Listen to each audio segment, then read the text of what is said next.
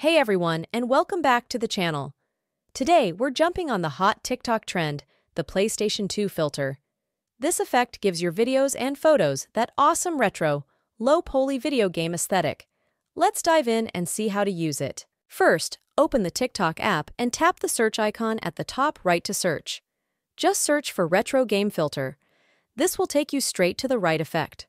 Look for the option with the little AI symbol on the profile picture. Once you're on the PS2 filter page, you'll see a bunch of example videos. But to use the filter yourself, tap the button that says Use this effect at the bottom right corner. This will open your phone's photo library.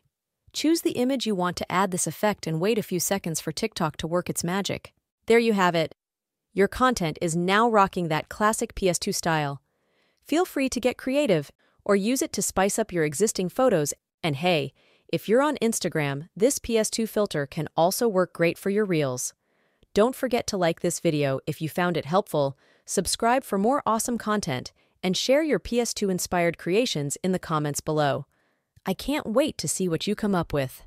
Until next time,